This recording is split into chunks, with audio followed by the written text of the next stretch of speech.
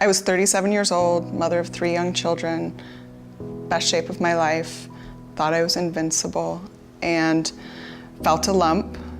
Really didn't think anything of it, but my husband really kind of pushed me to get it looked at. I think she wanted to ignore it, maybe on some level, and as soon as I saw it and felt it, I knew it was time to go to the doctor. I'll never forget it. It was August 24th, 1:43 p.m. I got a call from my surgeon, Dr. Jarris, and she said, "Sarah, I need you to come down to the hospital." And I knew immediately that it was breast cancer. And I just remember just such sadness and absolute terror. I was HER2 positive, which is an aggressive form of breast cancer.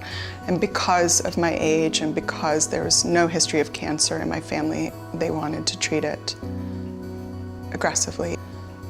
I had a lumpectomy. I had chemotherapy. I had 6 rounds of chemotherapy. I would go to the Lynn-Sage Center.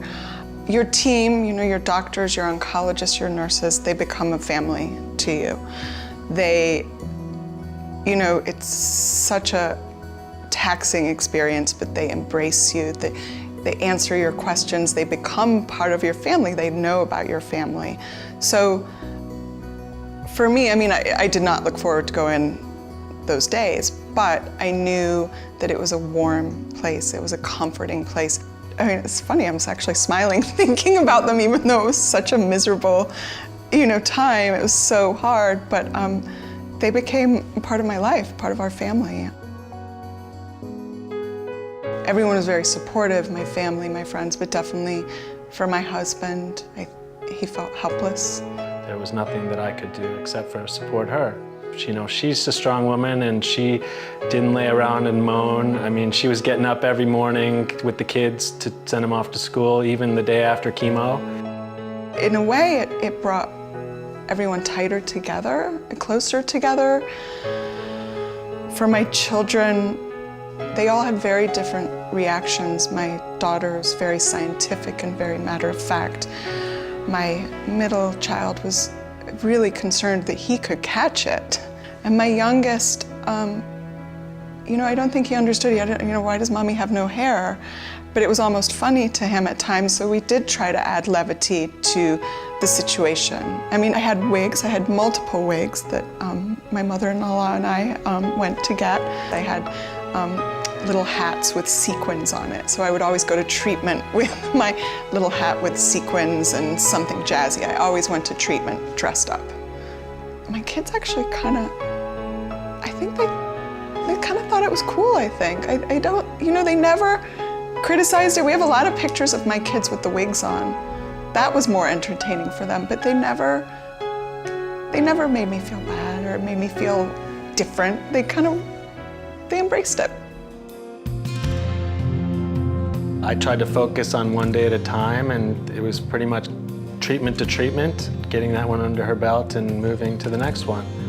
My husband and my friends would say, "Okay, you've got only 2 more to go." There was a countdown, and I sort of started to look forward to something. I had something to look forward to, so counting off those days, counting off those treatments, knowing that my hair would grow back, that I would get my color back, that my taste would come back.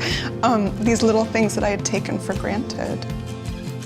So I finished my treatment in September, and 10 months later, I did my first triathlon.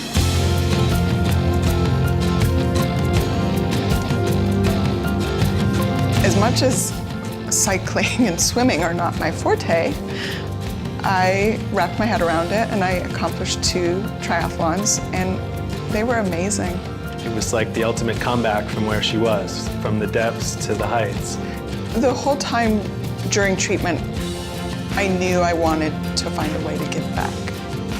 So for me, it was sort of a logical step that I would want to become involved with the Lynn-Sage Cancer Research Foundation. I have had a unique viewpoint as a patient and now as a board member. And As a board member, I know where everyone's donations go.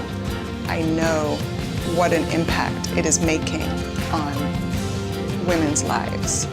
And as a patient, I believe that I received world-class care, and that is why I'm here now.